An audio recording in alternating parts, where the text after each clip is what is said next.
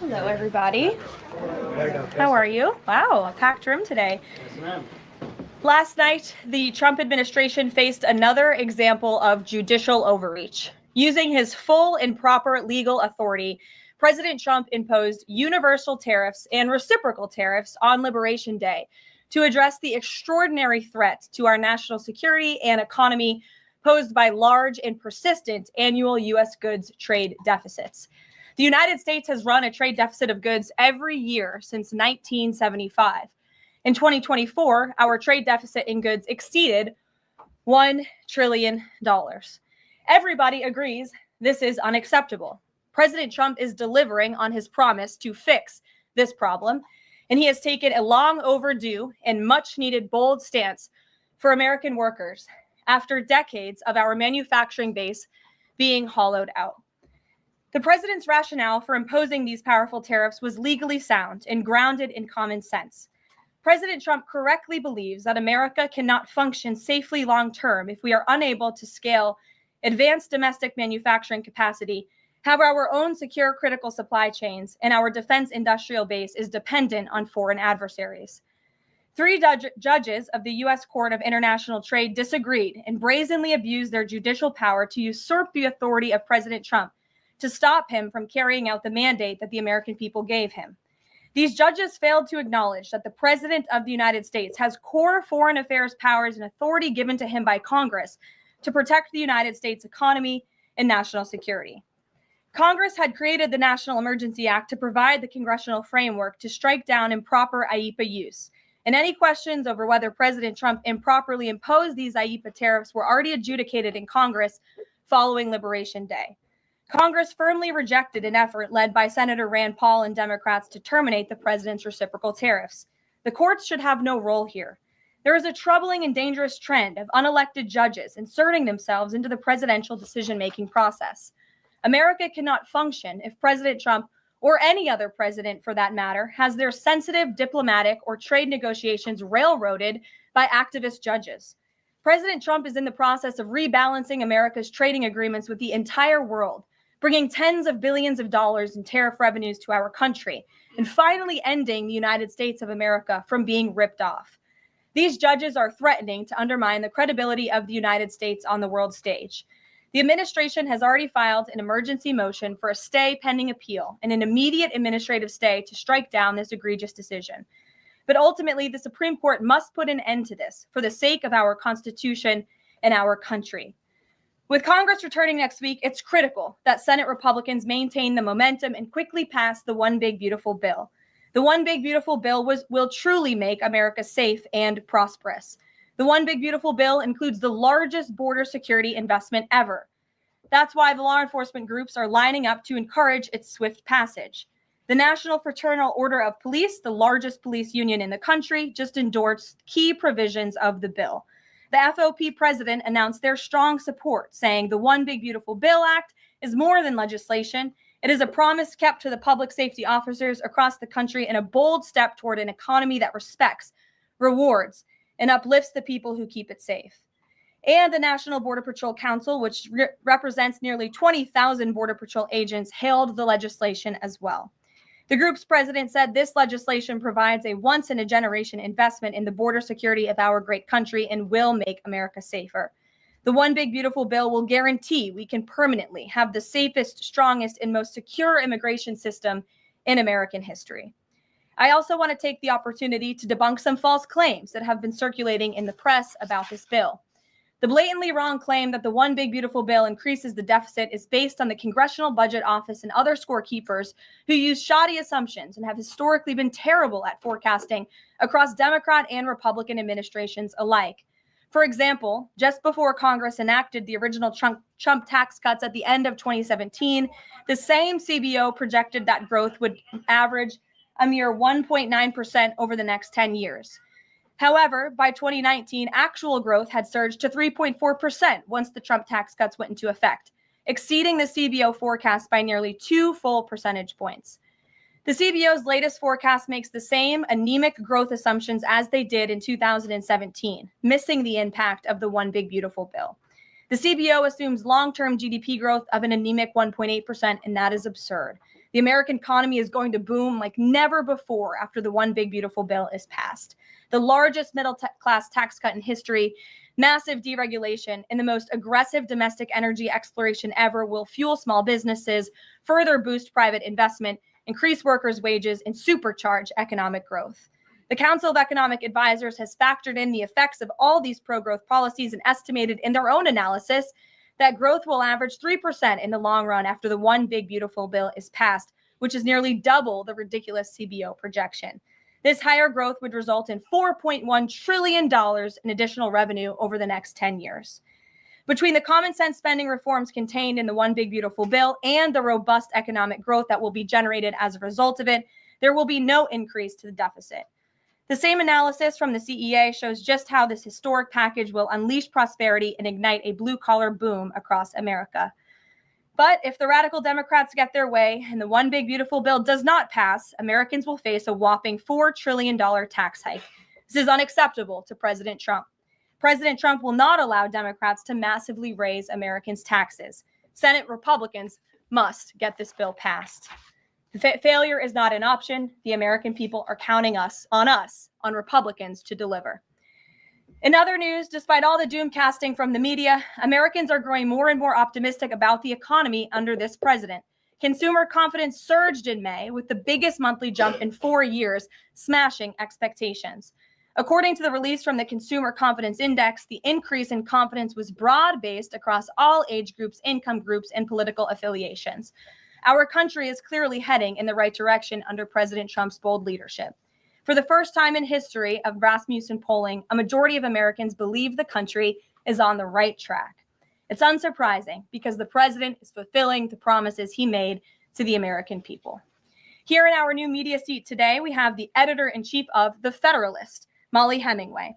The Federalist is led by Molly and Sean Davis and provides fearless journalism and coverage of politics and culture to millions of readers all over the world. Thank you for being here, Molly, and why don't you please kick us off? Thank you, Caroline. Thank you. In the first Trump administration, there was an effort to stymie the agenda of Trump through the Russia collusion hoax perpetuated by many people in the media, including some people seated here or the media outlets they represent, and other Democrats as well. The second Trump administration, to reference what you said at the beginning, seems to be subject to an effort to stymie the agenda using rogue lower court judges. You mentioned that the Supreme Court could and should do something to rein in these lower court judges. Also, Congress could do something about it, but they don't seem terribly interested in it. It also seems there's not much of an actual coordinated effort from this White House to take and tackle this effort from judges, Democrats and other people using these judges to stymie the agenda. Is there an actual effort by this White House to tackle this issue in a comprehensive way? And if so, what is it? There is an effort by this administration to tackle these rogue judges and the injunctions and the blockades that we have faced in our broken judicial system in every case. I mean, we have seen time and time again these lower district court judges ruling against this administration in the president's basic executive authority and powers. And this administration is fighting every single one of those battles in court, including already the block that came down from the tariff court, the IEPA court last night. And as on my way out here to the briefing room, I understand that there was another district court judge right here in Washington, D.C., who ruled against the president's tariff power. And I will get to the heart of your question, and I'm glad that we are addressing this in the room today, because nationwide injunctions ordered against the first Trump administration, Trump 1.0, account for more than half of the injunctions issued in this country since 1963. And President Trump had more injunctions in one full month of office in February than Joe Biden had in 3 years. And let me roll through some of these radical injunctions to paint the picture for the American people at home. These are not just talking points. These are real judges in the court of law who are trying to block the president's power and the policies that he was elected to enact. For example, a court ordered the Trump administration to return already deported terrorist aliens back to the United States. A court has ruled the Trump administration can't even temporarily pause our refugee programs. Courts prohibited the Trump administration from eliminating federal funding for child transgender surgery and mutilation, a practice that the American people overwhelmingly reject.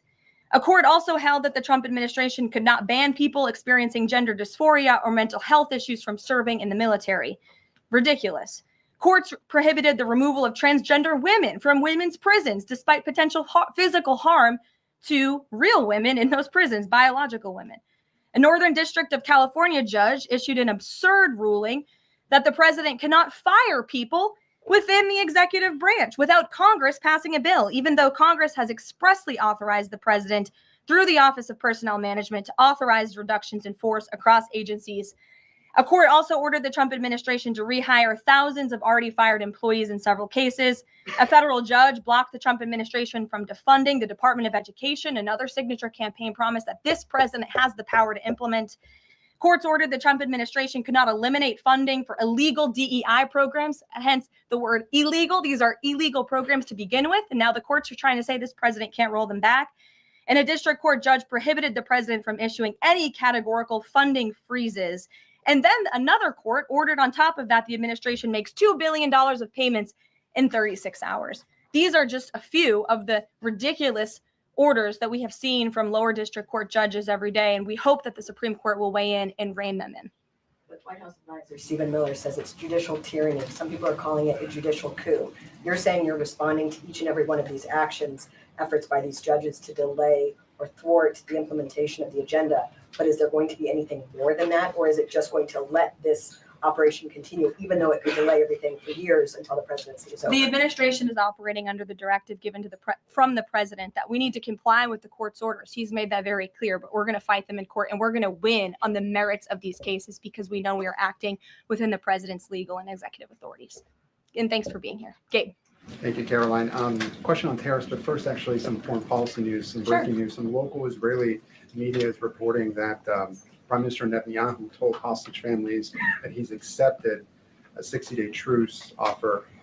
So can you confirm, have Israel and Hamas agreed to a truce? I can confirm that Special Envoy Witkoff and the president submitted a ceasefire proposal to Hamas that Israel backed and supported. Israel signed off on this proposal before it was sent to Hamas.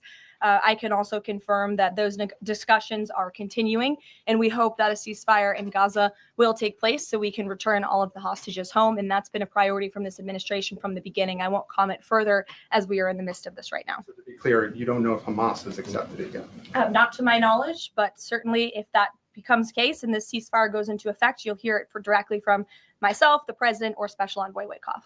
On tariffs, Kevin Hassett earlier this morning, he brushed off a legal ruling and called it a hiccup. And he said that trade deal negotiations would continue. Why would other countries continue these trade deal negotiations given the ruling? Because other countries around the world have faith in the negotiator-in-chief, President Donald J. Trump. And they also probably see how ridiculous this ruling is. And they understand that the administration is going to win, and we intend to win. We already filed an emergency appeal. We expect to fight this battle all the way to the Supreme Court.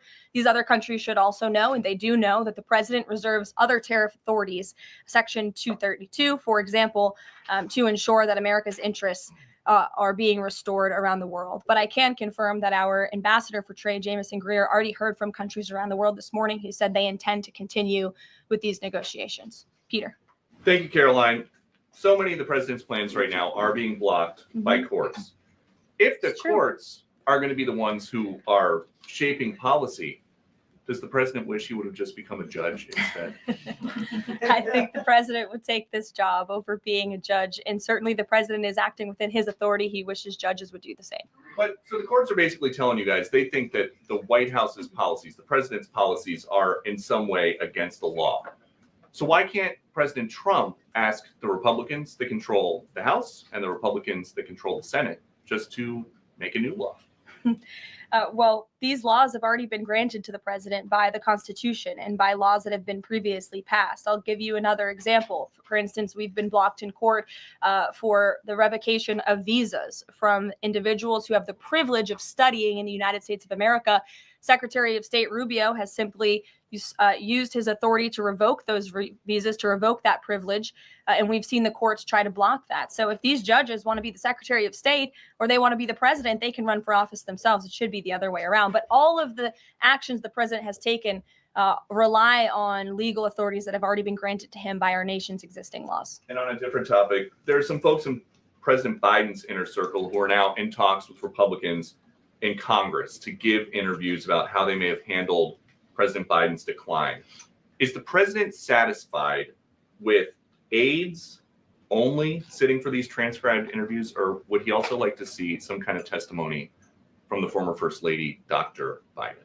I think, frankly, the former First Lady should certainly speak up about what she saw in regards to her husband and when she saw it and what she knew. Because I think anybody looking, again, at the videos and photo evidence of Joe Biden with your own eyes and a little bit of common sense can see this was a clear cover-up. And Jill Biden was certainly complicit in that cover-up. There's documentation, video evidence of her clearly shielding her husband away from the cameras. They were just on The View last week. She was saying everything is fine. She's still lying to the American people. She still thinks the American public are so stupid that they're going to believe her lies. And frankly, it's insulting, and she needs to answer for it. Ouija. Thank you, Caroline. President Trump was asked what he thought about Elon Musk's claim that the big, beautiful bill increases the budget deficit and undermines the work of DOJ. And the president didn't actually comment on those remarks. He just talked about the need to support the bill. So what does the president think about what Elon Musk said? Well, the president is very proud of the one big, beautiful bill, and he wants to see it pass. He wants the Senate to get to work on it and send it to his desk as quickly as possible.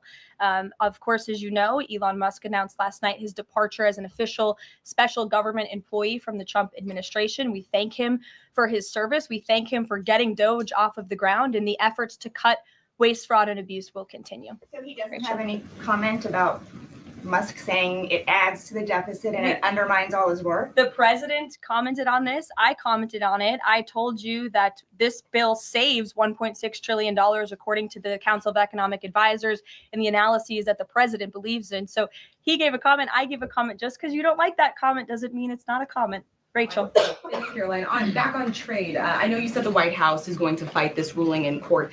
Is the administration actively reviewing other avenues, other options to carry out the president's trade policy? The president's trade policy will continue. We will comply with the court orders, but yes, the president has other legal authorities where he can implement tariffs. However, it does not dispute the fact that the president was right to declare a national emergency when it came to fentanyl and when it came to our crippling deficits and the lack of critical supply chains here at home. That is the reasoning for the president's tariffs. And the court didn't dispute those facts, by the way.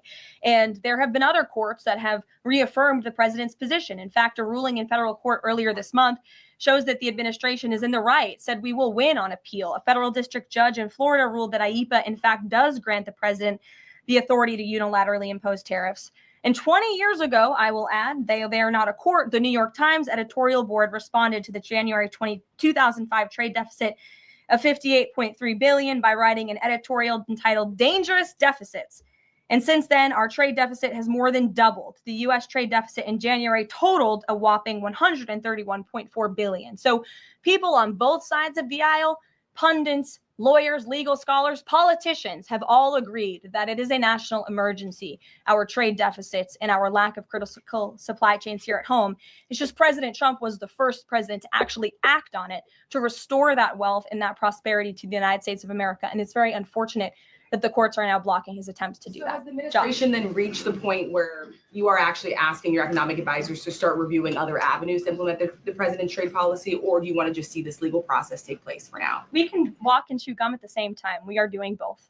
Josh. The Fed says the president met with the Fed chair earlier today. I'm wondering if you can give us any readout of that meeting. The Fed also says that they discussed the economy.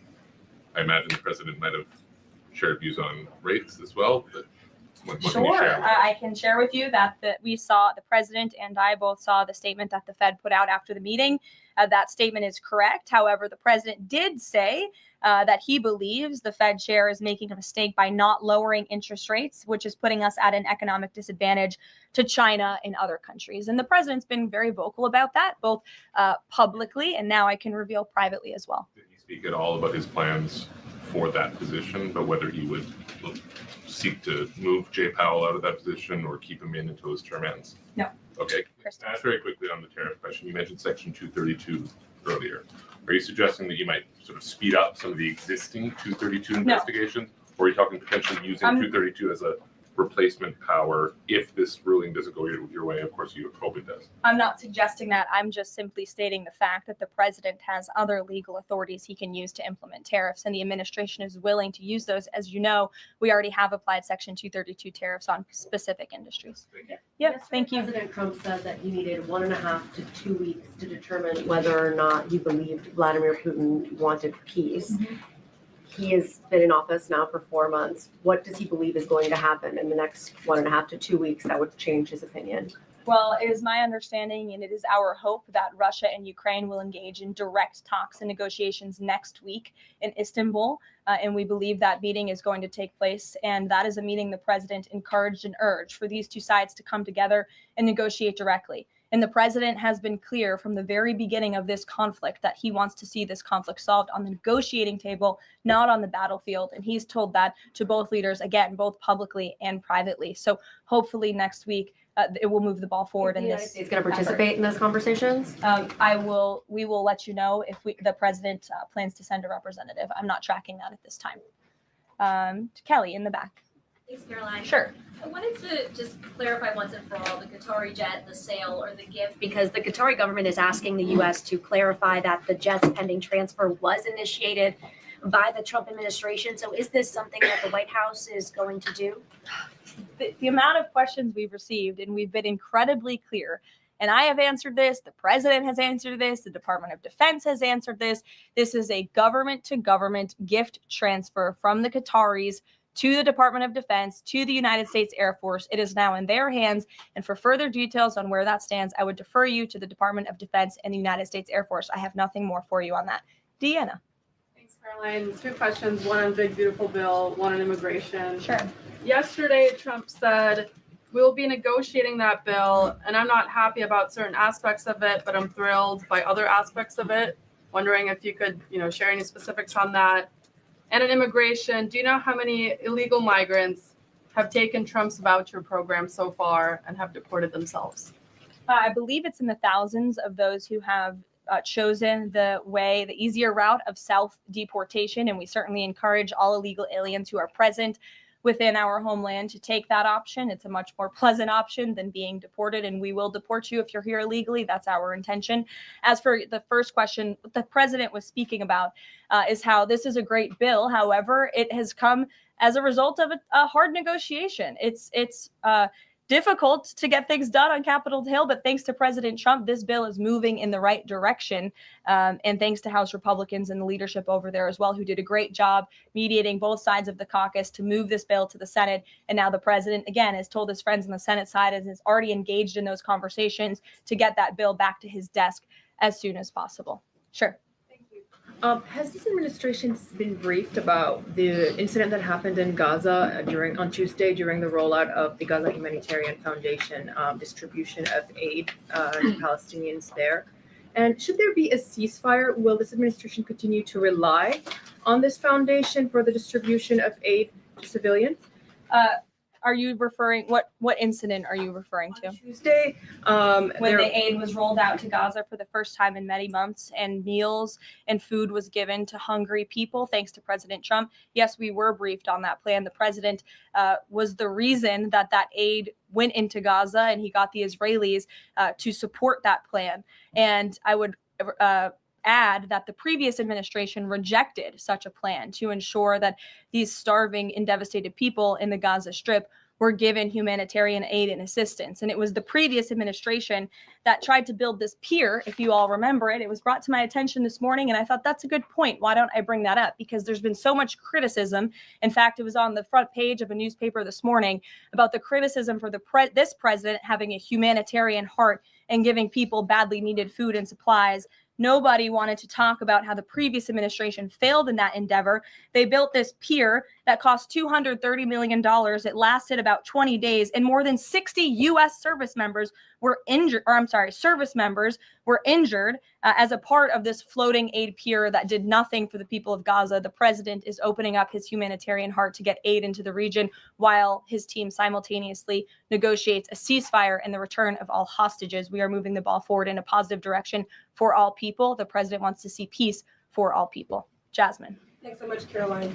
A notice investigation found that the Hallmark Maha Commission report that was released last week cites studies that appear to not exist. We know that because in part, we reached out to some of the listed authors who said that they didn't write the studies cited. So I want to ask, does the White House have confidence that the information coming from HHS can be trusted? Yes, we have complete confidence in Secretary Kennedy and his team at HHS. I understand there were some formatting issues with the Maha report that are being addressed, and the report will be updated, but it does not negate the substance of the report, which, as you know, is one of the most transformative health reports that has ever been released by the federal government and is backed on good science that has never been recognized by the federal government. And a quick follow-up, can you talk about what tools or research goes into production of these kinds of reports? For instance, is it AI that's used to put together these reports now?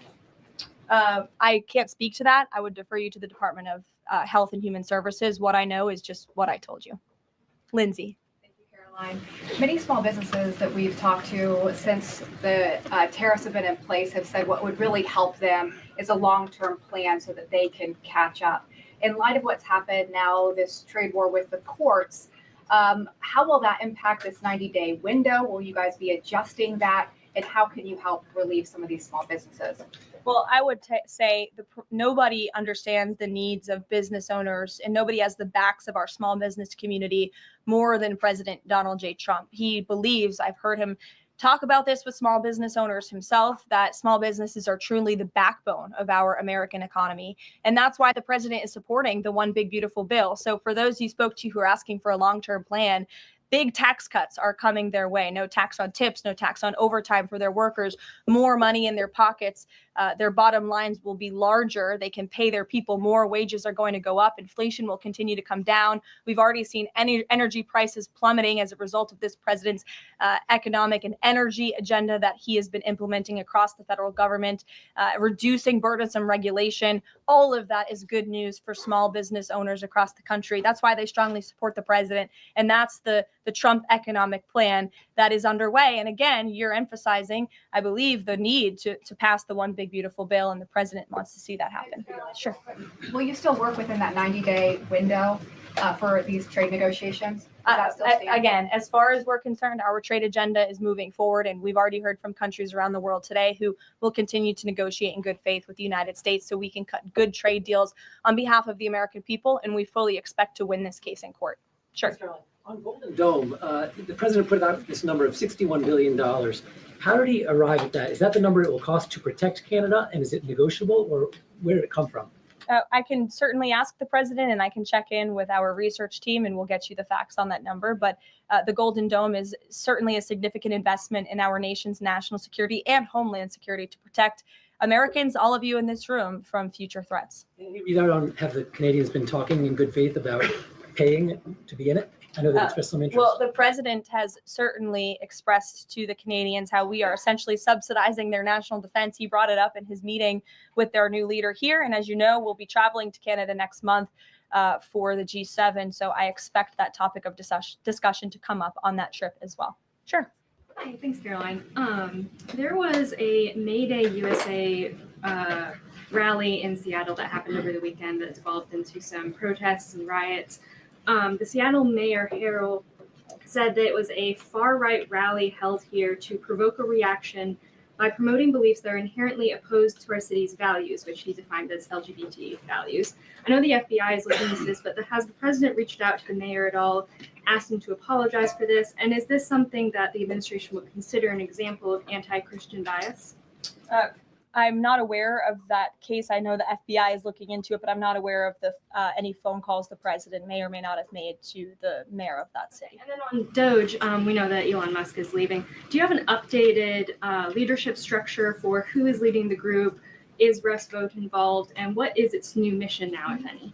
Well, the entire cabinet is involved, and I spoke to the president about it this morning. And the entire cabinet understands the need to cut government waste, fraud, and abuse. And each cabinet secretary at their respective agencies is committed to that. That's why they were working hand in hand with Elon Musk, and they'll continue to work with the respective Doge employees who have onboarded as political appointees at all of these agencies. So surely the mission of Doge will continue, and many Doge employees are now political appointees and employees of our government. And to the best of my knowledge, all of them intend to stay and continue this important work. Is there a Doge leader taking the place of Mr. Musk? Well, again, the Doge leaders are each and every member of the president's cabinet and the president himself, who is wholeheartedly committed to cutting waste, fraud, and abuse from our government. Michael.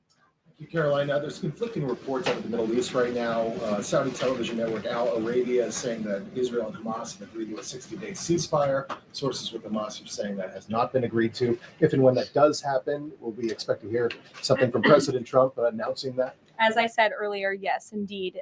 If there is an announcement to be made, it will come from the White House, the president, myself, or Special Envoy Witkoff. Caroline, one big beautiful bill. The president says he's not happy with all aspects of it. What changes would he like to see be made? And can this bill be both big and beautiful? It is a one big, beautiful bill, as the name rings true. And the president, as I said, is currently working with his friends in the Senate who have some recommendations for the bill. Those negotiations and discussions are continuing, but the president's ultimate priority is to get this bill back to his desk for signature. And the president's priorities in this bill are non-negotiable in terms of the tax priorities he wants to see and the large tax cuts in the border investments that are currently in this bill. He is not going to allow them to go away for the American people. Sure, go ahead. Yes, I wanted to ask you about, has the president spoken to any of these foreign leaders about these agreements that have been reached, specifically the case of the United Kingdom that already has an agreement in place after this decision of the court in New York? Has the president talked to foreign leaders about what? About the court decision in New York. Which court decision in New York? The trade court. Oh, the trade court decision. He did speak to the leader of Japan this morning. And he said that was a very good call and a good discussion. And as I said, the president's cabinet, Secretary Lutnick, Secretary Bessent, and Ambassador Jameson Greer have all been in touch with their counterparts in countries around the world to let them know the United States will still be at the negotiating table. And we still expect countries around the world to treat us fairly. Again, I will just close by saying that how ridiculous it is that we've been ripped off. Our middle class has been hollowed out. Our manufacturing base has left and gone overseas. Jobs have been offshored. And now no court did anything about that. No court did anything about hundreds of thousands of people being put out of work, about thousands of factories being closed down, about our deficits going to dangerous levels, as the New York Times has said. But now a court is trying to stop a president from trying to correct those wrongs of the past. And this administration will continue to do that. It's a promise the president made to the American people, and it's a promise they elected him on. We will win this battle in court, and the president will implement his America First trade policies. Thank you, everyone.